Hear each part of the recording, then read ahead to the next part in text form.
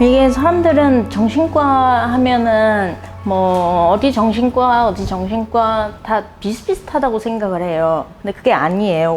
그건 오해예요. 왜냐면 정신건강의학과도 이 병원 차이가 매우 심한 의료기관 중에 하나이기 때문에, 이를테면 그 의사가 어떤 대학을 나왔는지, 어떤 병원에서 수련했는지, 이런 것부터 갈려요.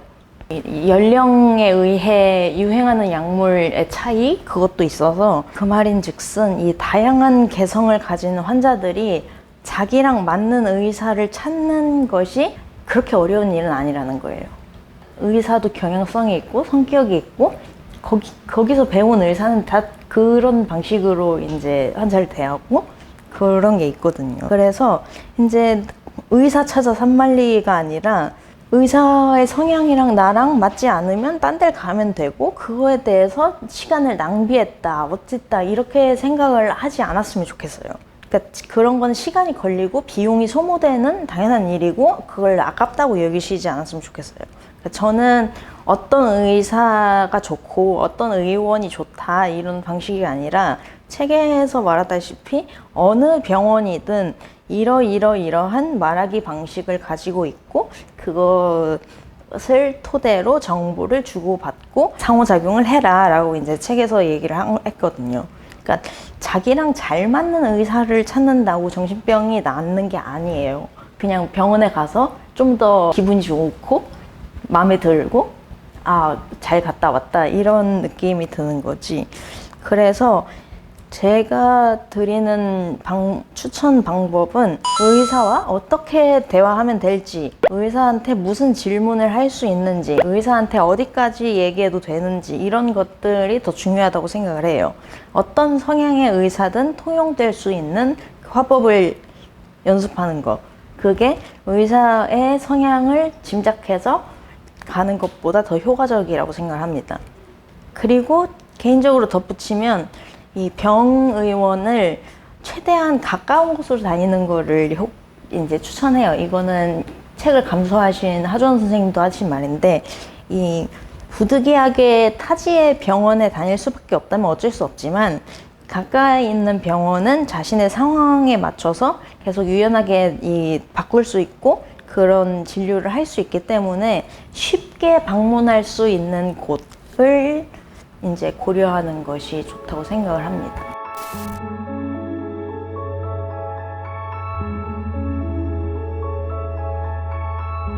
뭐 의사랑 만나서는, 나는 예를 들면 저는 리단이고, 저는 뭐 검정 고양이를 기르고, 저는 뭐 3년째 부천에서 살고 있고, 검정 고양이는 아주 예쁘고 이런 얘기를 하는 게 아니라, 넌 자기의 수면 패턴, 식사 패턴, 아니면 자기가 출근을 하거나 회사에 다니거나 아니면 학교에 다니거나 뭐 그랬을 때, 뭐 자기가 느끼기에 하기 어려운 것들이 무엇인지, 그러면 그거를 약물 치료로 어떻게 개선할 수 있는지, 이런 얘기를 하는 것이 더 도움이 될 거라고 생각합니다.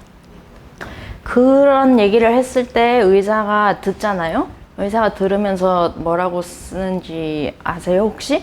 그냥 뭐 싸웠음, 뭐 눈물 유유, 이 사람이 말하다가 울었음, 이게 그런 식으로 되는 거예요. 이게 가서 그러니까 전문 상담사한테 상담을 하듯이 얘기를 하는 게 아니라, 그러니까 정말 필수적인 사건, 말해야 되는 사건이라면 얘기를 해야죠. 뭐 가족 간에 개싸움이 벌어져서 관계가 모두 단절됐다, 막 이런 얘기는 필요하고, 근데 이제 내가 누구랑 싸웠고 기분이 어땠고 이런 이야기를 하면은 의사는 그냥 열심히 들어주고 비슷한 약을 지어주는 것밖에 할 수 없거든요. 2021년 기준 정신건강의학과 초진 비용은 이제 병원마다 조금은 차이가 있겠지만 대략 12,000원 정도 합니다.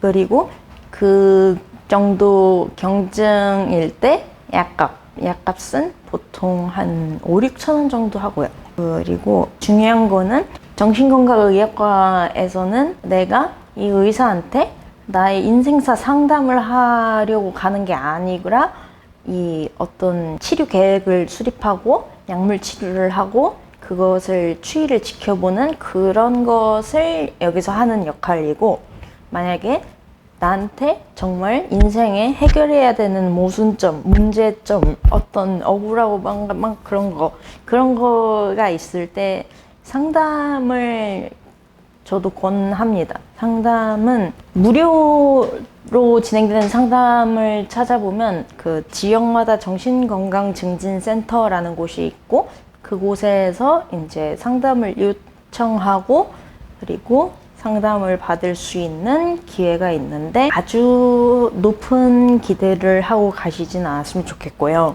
그리고 사설 상담 같은 경우에는 잘 찾아보셔야 돼요. 왜냐면은 정신건강의학과 의사들과 다르게 상담을 하는 분들은 그분들의 상담 철학이 있기 때문에 그거가 잘 맞지 않으면 돈은 돈대로 내고 화는 화대로 나고 이렇기 때문에 인터넷에서 도는 그런 것들이 있을 거예요.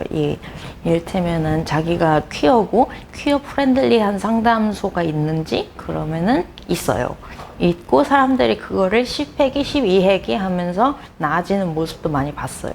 그렇기 때문에 어떤 자기가 하고자 하는 긴 얘기, 긴 고민, 그 풀리지 않는 그 모순점, 그것을 해결하고 싶다 하면은 이제 정신건강의학과에 가는 것보다 상담을 받아보는 게 더 낫다고 생각을 하고, 그리고 아니면 그 정신건강의학과에서는 이제 자기를 보조해 줄 수 있는 약물 치료를 하면서 상담을 받는 거, 그렇게 하면은 훨씬 더 나을 수 있을 것 같습니다.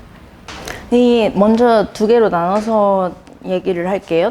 이제 하나는 병을 인지하지 못한 케이스, 그리고 하나는 정신과에 가는 것에 대한 어떤 두려움이나 이런 게 있는 것. 그 두려움이 있는 것 쪽을 먼저 얘기하면은, 이거는 이제 책을 감수해 주신 하준 선생님, 의사 선생님이 해주신 말이지만, 보험과 관련된 것, 사회적으로 불이익을 받을 수도 있다는 것, 진료 기록을 누군가 볼 수 있지 않을까 하는 그런 걱정, 그런 게 있으면 홀로 고민하지 말고 내원해서 의사한테 물어봐 달라고. 그러면 의사가 그런 기록을 누구도 읽지 못하고, 그런 거는 기밀이고, 그리고 보험료 같은 거에 대해서도 이제 의사가 설명을 해줄 수 있다고 봐요. 그래서 그 두려움과 걱정이 계속 드는 것이 오히려 자신의 병 증상일 수도 있다라고 생각을 해보셔도 좋을 것 같아요. 내가 뭘 두려워하고 있는지, 그리고 그걸 위해서 뭘 하고 싶은데 나를 계속 말리게 하는 그 어떤 두려움, 그거를 거기부터 시작을 해야 되는 거죠.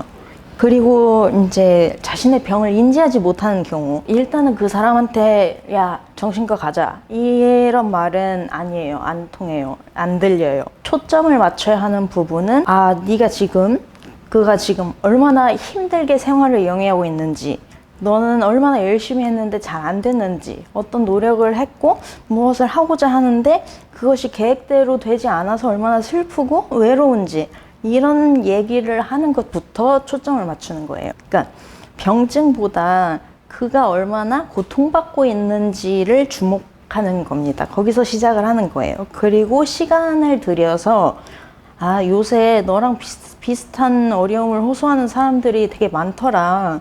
그리고 진짜 고생하는 사람도 진짜 많고, 근데 들어보니까 그런 사람들이 이제 정신과에 가기도 하고 정신과 약을 먹기도 하는데 그거 해보니까 괜찮았다더라. 그러니까 이 정신과에 가거나 약을 먹는 이들이 아주 많이 있고, 그리고 그 사람들은 다 평범한 사람이고, 그러니까 흔한 일이고 얼마든지 생길 수 있는 거라고 얘기를 해주는 거예요.